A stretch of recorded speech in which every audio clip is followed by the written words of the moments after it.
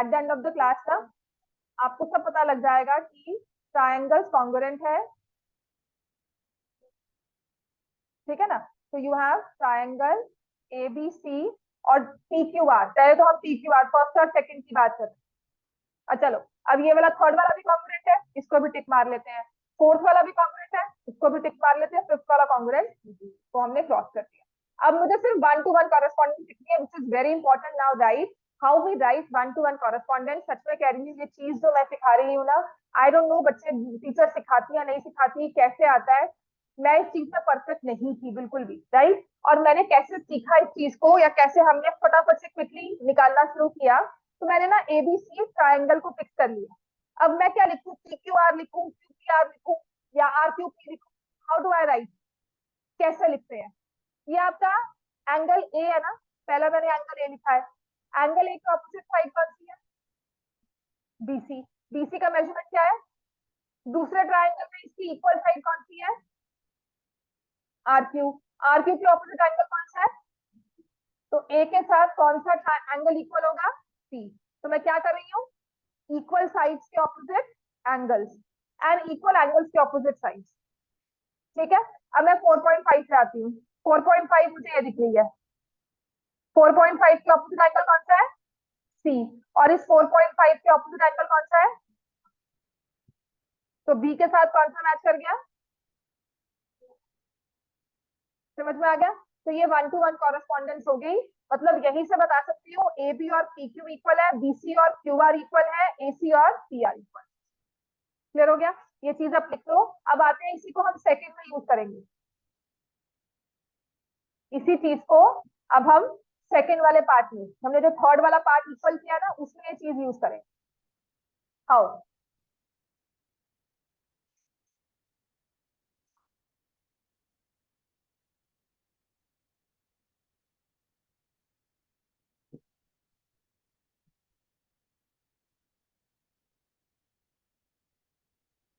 हो गया जी? चलो अब वही फर्स्ट और थर्ड को देखना है हमें। Triangle A B C. A B side जो है वो किसके इक्वल है? 4.5 डी एफ के, ठीक है। तो ए बी साइड के ऑपोजिट एंगल है सी, और डी एफ के ऑपोजिट एंगल कौन सा है? E।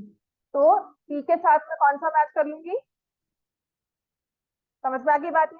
अब एंगल ए देख लो। एंगल ए के ऑपोजिट साइड क्या है? B C 5। तो 5 वाली है डीई, उसके आगे है F। तो ए के साथ कौन सा मैच हो जाएगा?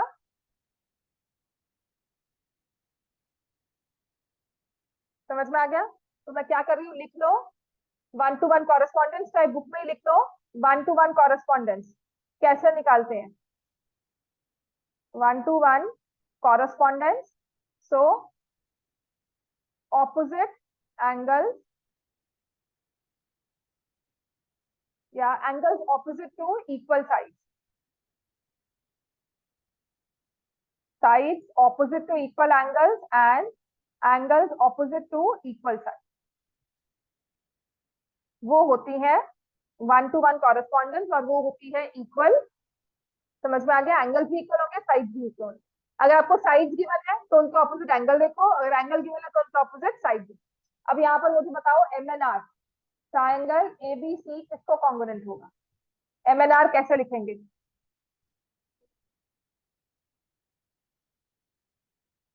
ए किसके इक्वल होगा? एम। और बी किसके इक्वल होगा? आर के। और सी तो फिर रह ही गया, एम एन है ना, बी आ गया। समझ में आ गया ना? तो आपने ये बुक में अपने लिख लेना, this is very important. One to one correspondence, ये आपको मैं एज अ नोट्स बनाकर कह रही हूँ, ठीक है। So this we write in one to one correspondence. लिखो। हाँ, जैसे मर्जी हो जाए,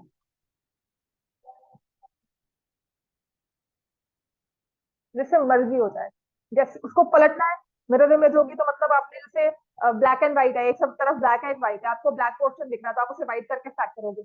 उल्टा सीधा ऐसे ड्रॉ होता है ना? उल्टा सीधा कैसे ड्रॉ होता है? ऐसे ही होता है ना? वही चीज है, मिरर इमेज होगी, अगर वो कॉन्ग्रुएंट है तो एक के ऊपर एक स्टैक होता रहेगा, ठीक है ना। और कैसे मर्जी करके करोगे, अगर आपने ट्रायंगल ड्रॉ किया एंड होप जब आपने उसे मैच किया तो एक तरफ से कभी रेड रेड हो या बीच में आपका व्हाइट वाला आ गया, तो आप क्या कहोगे, ओहो पीस खराब हो गया, पर आप ये कहोगे सेम नहीं बना, आप कहोगे उल्टा बन गया। पर स्टैकेबल तो है ना वो, उसमें स्टैकेबल है। ठीक है, तो अब हम करेंगे, we'll write this thing how to go for one to one correspondence. इस चीज को लिख लो, 1-to-1 correspondence. How do we look for 1-to-1 correspondence? तो हम लिखेंगे angle opposite to equal sides and sides opposite to equal angles opposite to equal sides and sides opposite to equal angles. For example, अब third वाली figure ही draw कर लो, इसको कर लेना क्योंकि ये ना चीज समझने के लिए, और उसके बाद ना ये चीज आपको टेंथ में भी काम आएगी, और आगे कभी भी कंपटीशन करोगे ना ये चीज सच में काम आती है। आई रियलाइज बच्चे ना बहुत इजीली कर लेते थे, फिर क्या था जब फिगर थोड़ी सी कॉम्प्लेक्स हो जाती है ना, जब फिगर के अंदर फिगर फिर उसके अंदर फिगर ऐसे आता है, तब कैसे समझते हैं हम, तब मैं पूरी फिगर पे कॉन्सेंट्रेट नहीं करती, फिर मैं जो ट्रायंगल देख रही हूँ ना उसके ऑपोजिट एंगल देखना शुरू कर देती। तो आपको ये दिया हुआ था 4.5, ये दिया हुआ है 5 और ये दिया हुआ है 4, तो एम आर आ गया यहाँ से 4.5, आर एन हो गया 5 और ये हो गया 2। ठीक है ना, तो मैं क्या करूंगी, ट्रायंगल एबीसी लिखा है, कॉन्ग्रुएंट करना है, एंगल ए चेक करना है, उसके ऑपोजिट साइड बीसी है, बीसी 5, यहाँ 5 इसके साथ मैच की, तो एंगल आर के साथ मैं लिख दूंगी एम, एंगल ए के साथ लिख दूंगी एम। फिर एंगल बी देख रही हूँ, बी के ऑपोजिट है 4 सेंटीमीटर वाली साइड, यहाँ 4 के ऑपोजिट है आर, समझ में आ गया, तो एक ही रह गया एम आर, यहाँ पे M. This is 1-to-1 correspondence, please do see it because this is very important. और पूरे ट्रायंगल चैप्टर में ना अगर आपने ये मास्टर कर लिया ना 1-to-1 कॉरेस्पॉन्डेंस, तो ट्रायंगल्स बहुत आसान है, क्योंकि अब मुझे देखने की फिगर को जरूरत नहीं है, मैं डायरेक्टली कह सकती हूँ A B is equal to M R, D C is equal to R N and A C is equal to M. Triangles are 1-to-1 correspondence हो गई। ठीक है ना, और ऐसा नहीं है कि हम कुछ भी लिख देंगे, मैंने एबीसी लिखा है तो can I cannot say R N M, ABC symbol के साथ मैं उसकी 1-to-1 कॉरेस्पॉन्डेंस की लिखती हूँ, इट्स अ मस्ट। ठीक है ना, तो अगर आपको एक सिंबल के साथ लिख कर दिया हुआ है ना, आपको वो ए को एम के साथ, बी को आर के साथ, सी को एन के साथ मैच करना। इस 1-to-1 कॉरेस्पॉन्डेंस में एक और चीज है, इसमें ना एंगल्स भी क्लियर हो जाते हैं, angle ABC, angle M R N. ठीक है ना, angle ABC, angle M R N, angle BC है आर एन एम। ठीक है ना, तो मैं ना अभी 2-3 चीजें इसको लिख कर दूंगी, इसमें ना एमसीक्यू भी है। Triangle ABC is congruent to triangle MRN. अगर मैं लिख दूं ट्रायंगल सीबीए, तो कॉन्ग्रुएंसी दूसरे वाले की क्या हो जाएगी, क्या हो जाएगा, एन आर एम। ये क्लियर है सबको? अगर मैंने ट्रायंगल लिख दिया बीएसी, तो वो किसके इक्वल हो जाएगा, आर एम एन। समझ में आ गया ना, ये कहाँ काम आता है, नाम में तो काम आता है कि हमने कुछ लिखा हुआ है, ऑप्शन में कुछ लिखा हुआ है, हमने अपनी तरफ से, मुझे एबीसी लिखने का एक होता है ना फ्लिप, होता है कि नहीं मैंने एबीसी लिखा है ना फ्लिप में, उसने बीसीए लिख दिया, अब बीसीए के साथ मैं कैसे मैच करूं, बात समझ में आ गई। दूसरी चीज ये कहाँ यूज होगा, जब आपको एंगल दिए जाएंगे, फॉर एग्जाम्पल मैं कह रही हूँ एंगल एबीसी, अरे यार दूसरे में कैसे लिखूं, तो अगर मैंने एबीसी लिखा है तो मैं यहाँ पे क्या लिखूंगी, एम आर एन, है ना। अगर मैंने लिख दिया angle C A B, C A B, तो मैं क्या करूंगी यहाँ पे, एन एम आर, पहले सी लिखा फिर उसके लिए लिख दूंगी एन, फिर मैंने ए लिखा तो उसके लिए लिख दूंगी एम, फिर मैंने आर लिखा तो उसके लिए लिख दूंगी डी।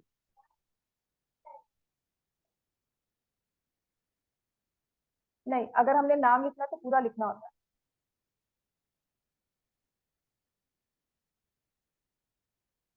गलत नहीं हो जाएगा। जैसे कौन सा वाला, अगर मैं लिख रही हूँ सी ए बी, है ना, एंगल सी ए बी, तो मैं यहाँ पर लिखूंगी N M R.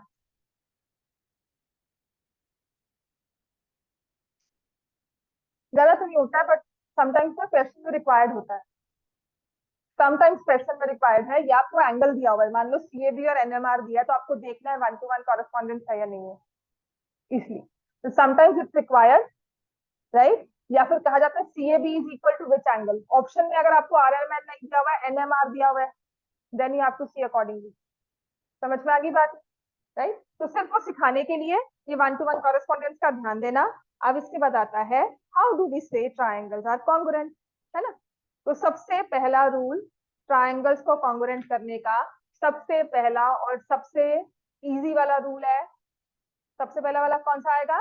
SSS rule. all sides of one triangle equal to all the three sides of other triangle, और 1-to-1 कॉरेस्पॉन्डेंस के साथ। ठीक है, तो हम कहेंगे ट्राइंगल्स कॉन्ग्रुएंट है। थ्योरम कौन सी करवाई है मैम ने? हम्म, AS से, AS से, AS सेकंड तो AS से है ना, तो वो थ्योरम 7.1 लिखी हुई है। 7.2 करवाई है इस बार? 7.2 तो अच्छा, 7.2 तो है ही है। वो ना बहुत फालतू प्रूफ है, वो रट्टा मारने वाले। हाँ, वो आ सकती है, वो रट्टा मारने वाली बात है, वो करवा दूंगी, बस रट्टा ही मारना, उसको मैं कुछ नहीं उसके लिए हेल्प कर सकती। जैसे आपको हिस्ट्री याद करते हो ना, वैसे ही वो याद करूंगी थ्योरम, वो भी मैं बाद में ही करवा दूंगी। चलो, पर आपको थ्योरम 7.1 विच इज AS से कॉन्ग्रुएंस, पेज नंबर देखो अपनी बुक में, AS से कॉन्ग्रुएंस रूल का ना प्रूफ है। अब ये क्या प्रूफ है, क्यों प्रूफ है, बस ऐसे ही है, करना है। ठीक है, तो इसमें कोई हार्ड एंड फास्ट कोई मैं लॉजिक नहीं समझा पाऊंगी कि कैसे प्रूव किया है। एक जस्ट इस रूल को प्रूव किया हुआ है, ASA को, ASA कॉन्ग्रुएंस को प्रूव किया हुआ है। ठीक है, और उसके बाद है theorem 7.2 which is pretty simple, वो तो एवं ही है, चलते फिरते ही हो जाती है वो। 7.2 इज लाइक इजीली डन, पर जो बुक में रूल दिया हुआ है वही उससे करनी है आपको, क्योंकि थ्योरम है ना, कोई और अपना रूल नहीं लगा सकते। अब सेकंड होता है SAS। SAS कॉन्ग्रुएंसी रूल क्या होता है?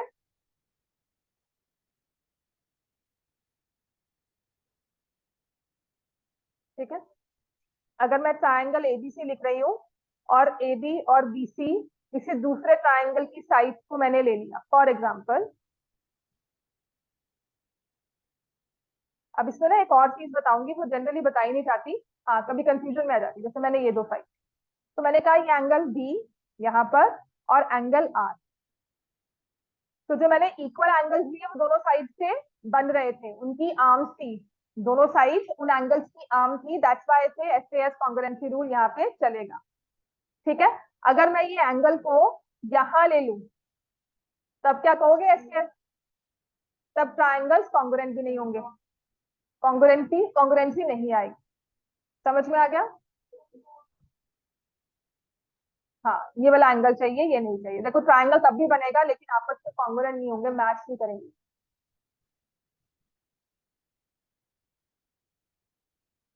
नहीं निकाल सकते, क्यों? आज जो कोई ना कोई रूल दिया होगा जिससे यार निकाल सकते हो, पर कॉन्ग्रुएंट ये नहीं है, तभी होगा जब ये,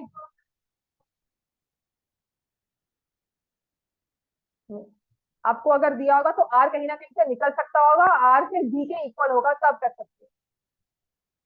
ठीक है, अब इसका मतलब क्या होता है एसएस रूल का, कि मैंने आपको एक साइड दी, उनके बीच का एंगल दिया। ठीक है ना, फॉर एग्जाम्पल मैं आपको अलग से रूम में बुलाकर एक साइड, एक ट्राइंगल ड्रॉ करवाती हूँ और स्पेसिफाई मेंशन करती हूँ कि A B C A angle B इतना, जो आप ड्रॉ करोगे, है ना, और किसी और को मैं बुलाकर ड्रॉ करवाती हूँ, सबकी फिगर सेम ड्रॉ होगी। समझ में आई बात? सब बात क्या होती है कि वाई से एस सी एस कॉन्ग्रुएंस, देख ट्राइंगल तो तब भी ड्रॉ हो जाएगा, अगर मैं आपको ये वाला एंगल दे दूं, ट्राइंगल आप तब भी ड्रॉ कर सकते हो।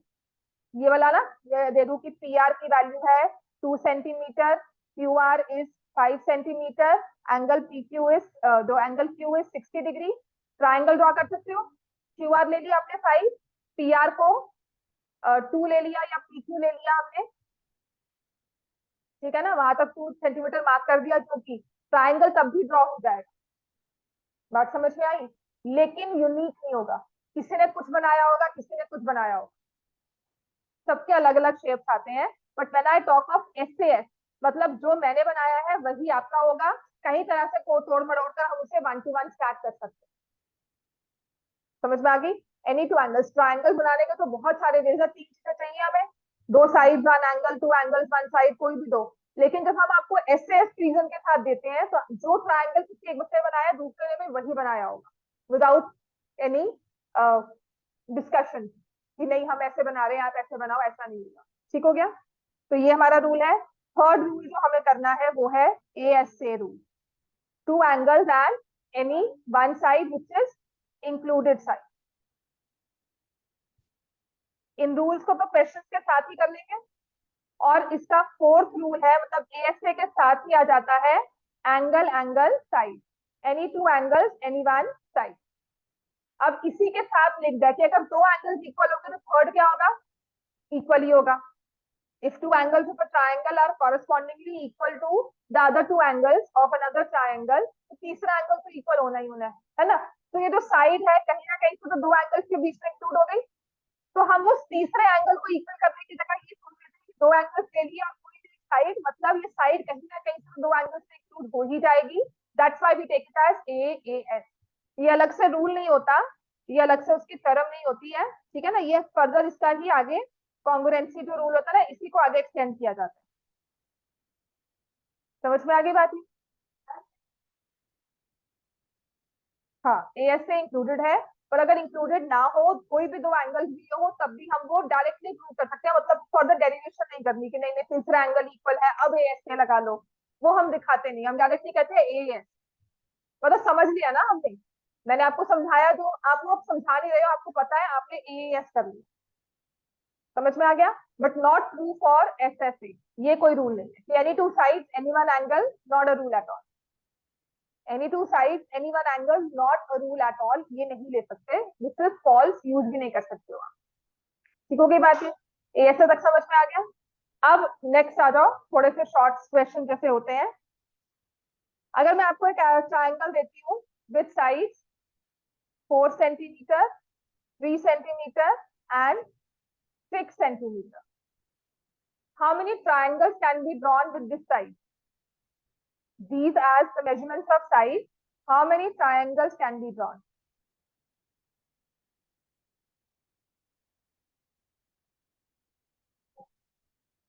ट्राइंगल तो सेम ही होगा सबका, है ना? सो ओनली वन या एग्जैक्टली वन। साइड्स की मेजरमेंट दे दी तो exactly one triangle can be drawn. ठीक हो गया? सबके सेम ही होंगे, के सेम होंगे ना, मेजरमेंट सबकी सेम स्टैक कर सकते हैं, तो exactly one triangle can be drawn. अब बताओ, अगर मैं आपको देती हूँ, लिखो 40 डिग्री, 50 डिग्री, 90 डिग्री, ये एंगल्स देती हूँ, इनके साथ आपको ट्राइंगल्स ड्रॉ करने हैं, तो how many triangles can be drawn? How many different या how many exactly same, how many different triangles can be drawn? क्यों? हाँ, कोई 5 पर 40 स्टार्ट कर सकता है, कोई 6 पे स्टार्ट कर दे। मेन तो 90 डिग्री का एंगल है ना जहां से स्टार्ट करोगे। कोई 4 पे स्टार्ट कर देगा, कोई 5 ले लेगा, कोई 6 ले लेगा, कोई छोटा ले लेगा, नहीं नहीं इतने से बना दो काफी है ना? तो 90 डिग्री का एंगल लिया, यहाँ पे 90 डिग्री ड्रॉ किया। अब 50 यहाँ पे ड्रॉ करना है, या 50 ले लिया, यहाँ पे 40 ड्रॉ कर दिया। तो साइज की वेरिएशन, मेजरमेंट चेंज होती रहेगी, लेकिन एंगल सेम होंगे। So when angles are given we can have infinitely many triangles. हम ट्राइंगल्स को बड़ा छोटा कर सकते हैं। ठीक है? अगर मैं आपको दूं, लेट मी से 42 degree, 47 degree and 90 degree, how many triangles can be drawn?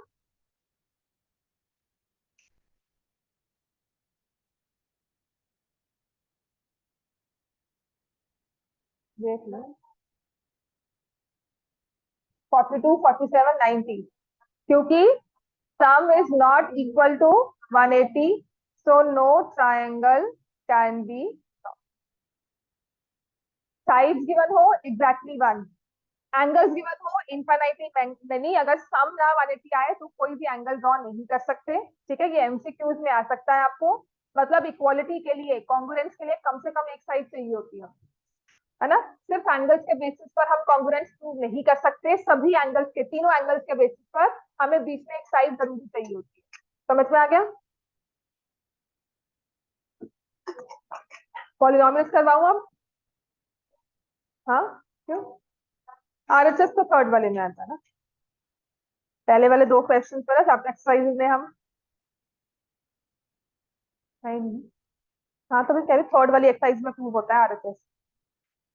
Third exercise talks about RHS congruency. ठीक है ना?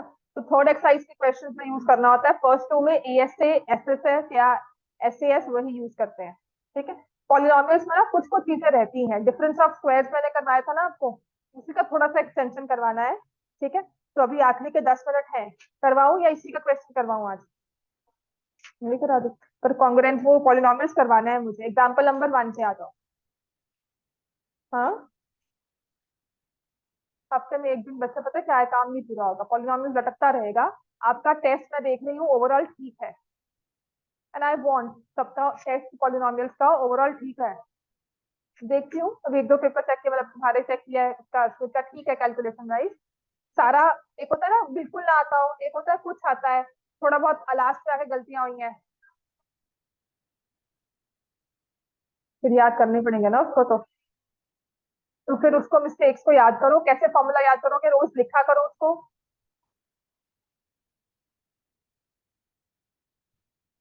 बड़ी अच्छी बात है, फिर तो मैं पक्का कराऊंगी।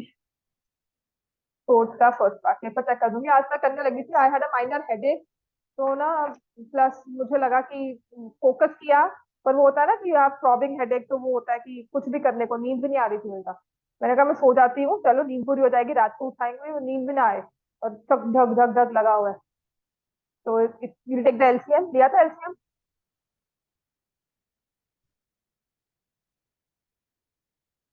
बस एलसीएम लेना है, उसके बाद तो ये बताओ होगा।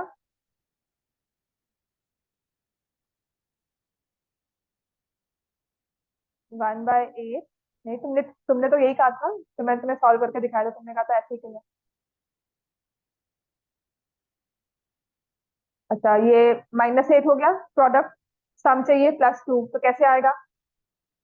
8x² + 4x -2x माइनस, तो ये 1/8, यहाँ से 4x कॉमन लिया, 2x + 1 और -1 कॉमन लिया, 2x + 1। तो ये आपके फैक्टराइजेशन में आ गया 1/8। लिख तो लो साथ साथ। This one is very important which I say. Difficult पता क्या है, इसमें ट्रिक है बस, और कुछ नहीं है। डिफिकल्टी तभी है क्योंकि नहीं आता हमें। 2 बार 3 बार कर लोगे, पेपर में दिखेगा, पहले यही क्वेश्चन सॉल्व करोगे और तब करोगे हमने किया हुआ है।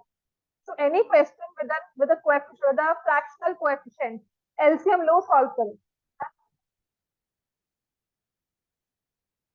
उसमें वैल्यू पुट कर लेते, एक्स की वैल्यू 1, एक्स की वैल्यू 2, और फिर रिमाइंडर्स निकालकर 3r1 + r2।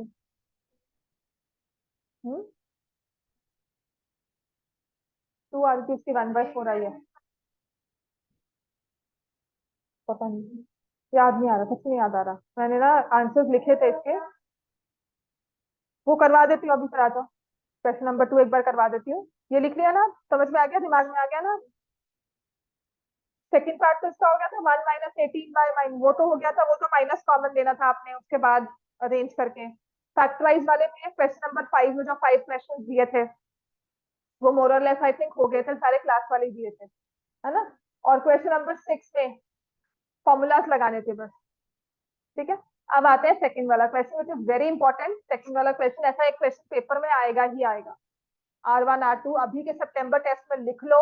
एक फैक्टराइज सितंबर टेस्ट में लिख लो। क्वेश्चन नंबर 2 टाइप वाला क्वेश्चन ना मैंने आपको बहुत सारे लिख कर दिए हैं, उतने कर लो, दिमाग लगा लो, उससे क्वेश्चन आ ही जाएंगे।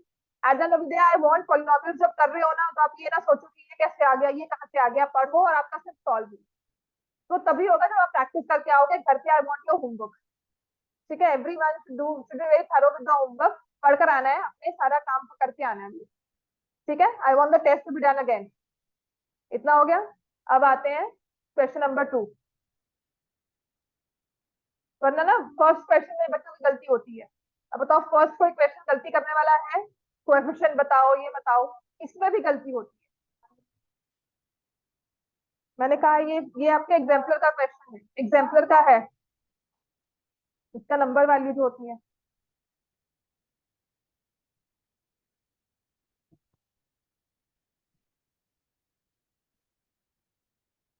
ये तो वैसे ही याद हो जाता है क्योंकि ये है ही एक प्रॉपर क्वेश्चन। सच में कह रही हूँ। अब इसका x³ का कोएफिशिएंट बताना है, तो क्या होगा? 1।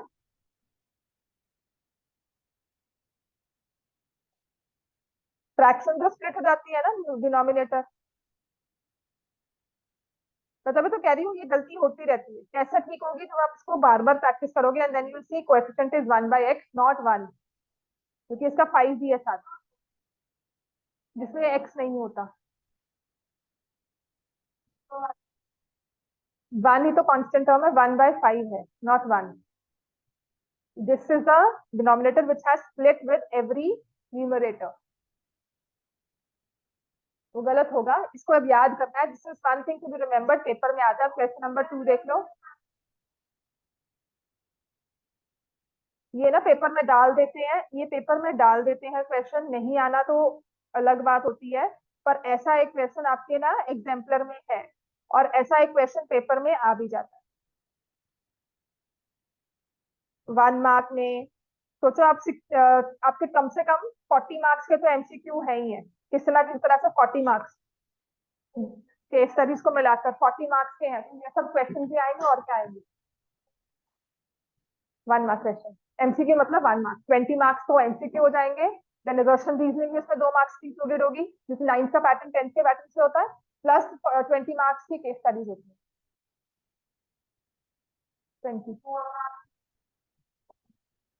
32 वो पिछले साल थी, इस साल ना पेपर रिवाइज हुआ था उसके बाद। तो लेट्स सी। तो मैंने वही तो कहा है, बड़े हो जाएंगे, 1 मार्क नहीं मार्क्स। तो अब इसमें कहा हुआ है, इसको डिवाइड किया है x-1 से, और इसको डिवाइड किया है x-2 से। यहाँ रिमाइंडर आता है R1, यहाँ रिमाइंडर आता है R2, और फिर कहा गया है 3R1 plus R2 minus 28 equal to 0, find the value of. अब R1 कैसे निकालोगे? किसमें? हाँ, f(1) निकालो, कितना आएगा? 4 + 3 + 12a -5। सॉल्व किया करो साथ साथ, देखते क्यों? 2 + 12a।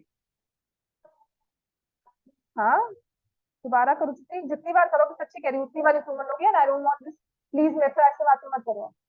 8 + 4a -12 -2, 14 आ गया है, -14, तो 4a -6।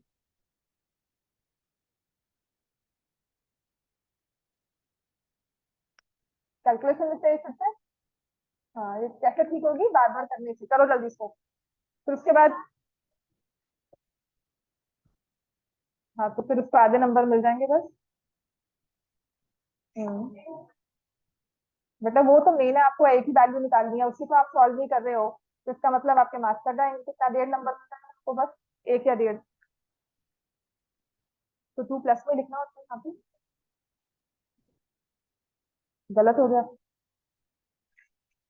माइनस में है। ठीक है, तो बार ये कैसे समझ में आएगा? बार बार प्रैक्टिस करके, सच्ची कहती हूँ, घर जाके लिख कर। ये सिर्फ उसको एनालाइज करने से नहीं, लिखने से काम होगा। फैक्टर थ्योरम लिखना जरूरी है, बाय फैक्टर थ्योरम ये लिखोगे वर्ड को, तो यहाँ पे 6 + 12a + 4a -6 -28 equal to 0, 16a। यहाँ पर ये आ जाता है -34 + 6 इक्वल टू 0, है ना? क्या? 36 आया, 38 आ गया ये। 30 नहीं, 40, क्या कर रही हूँ मैं? 40a -6 -28, ये 34 होता है। 34 में 6 ऐड किया तो कितना बन जाएगा? 40a is equal to 28। ए की वैल्यू क्या आ गई? 28/।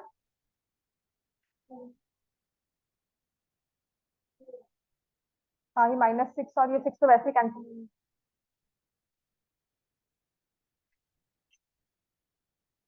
3R1 + R2 -28 equal to 0।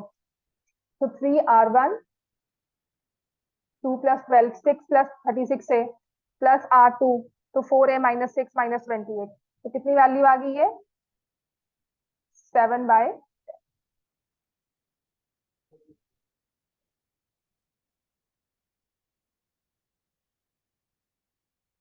हाँ। 16, तो यहाँ पे +2 आ गया ना। बिल्कुल। ये +2 कर लिया हमने, ठीक है ना। तो यहाँ से अब इसको ठीक कर लेते हैं। ये आ जाएगा +4a+2 - 28 = 0। हाँ, अब शायद ठीक है।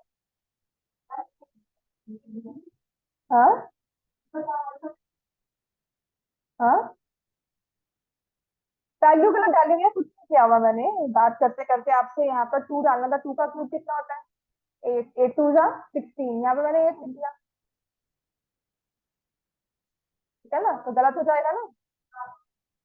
हाँ, कुछ नहीं कह रही है। आपने S1 की वैल्यू डाली, S1 निकाला, G2 निकाला, F1 जो आया दैट इज R1। F2 जब सही से करोगे तो वो होगा R2। इसकी वैल्यू को यहाँ पुट किया, 3 इंटू 2 + 12 है। R2 को 4a+2। अब इसको सॉल्व कर लो। 36 6 + 36 है 4a+2 - 28 = 0। इक्वेशन में पुट किया ना इस वाली में। हाँ, तो ये देखो 40a यहाँ से हो जाएगा -20 = 0। a की वैल्यू आ जाएगी 1। ठीक है बच्चों, वो इसलिए आ रही थी क्योंकि मैंने यहाँ पर ये जो लिखा g(2) निकाला, तो बात करते हुए आई रोट 8। 2 क्यूब करोगे कितना आएगा? 8। 8 2 जा 16। वही ना, मैंने कहा बात करते करते आई जस्ट रोट 16। ये कहाँ लिखा हुआ है मतलब? लिखा हुआ नहीं, उसने लिखा नहीं हुआ। उसने कहा है when divided by x - 1 gives remainder R1। तो मैंने इसको थोड़ी जीरो किया है, रिमाइंडर थोड़ी जीरो का है। मैंने कहा ये R1 है। अब ये जीरो भी हो सकता है, 1 2 3 4 कुछ भी हो सकता है ना। और मैंने कहा ये R2 है। फिर उसके बाद 3 R1 और R2 को ऐड करने के बाद आंसर 28 आता है, तो मैंने वो बता दिया। ठीक है ना। तो मैंने फैक्टर नहीं कहा, मैंने कहा जब इससे डिवाइड किया तो रिमाइंडर R1 है। आपने कहा रिमाइंडर R1 का मतलब रिमाइंडर ये है। फिर आपने x - 2 से डिवाइड किया तो आपने कहा रिमाइंडर R2 है, मतलब 4a - 2 है। समझ में आ गई बात? वो गलत हो गया ना। देखो यही चीजें हैं जो हमें improve करनी है। Seriously do your homework. आज करके आना एक बार फिर से वर्कशीट दोबारा से। कल तक आपको मिल जाएगा चेक होके, आप आंसर्स अपने कंपेयर कर लेना। ये होमवर्क में बस ये ट्राइंगल्स में आपको आगे कंटिन्यू करवा दूंगी बड़े आराम से। मैं कहती हूँ आज कितनी 23rd है ना, 24th है। 31st तक आपका ट्राइंगल्स आराम से खत्म हो जाएगा, स्लो स्लो चलते हुए भी। रिविजन टेस्ट प्लस जो भी आपका नहीं किया हुआ काम, इधर उधर के छुट जो रहते हैं ना, वो सारा। वही कह रही हूँ, रॉन्स फॉर्मूला छुट जो इधर उधर से रहते हैं, रिविजन क्लास, रिविजन से टेस्ट। 2 दिन रिविजन करके 3rd day test. But I want कि आप होमवर्क करके आओ और अच्छे से उसको फिर हमने करना है। ठीक है, चलो जाओ।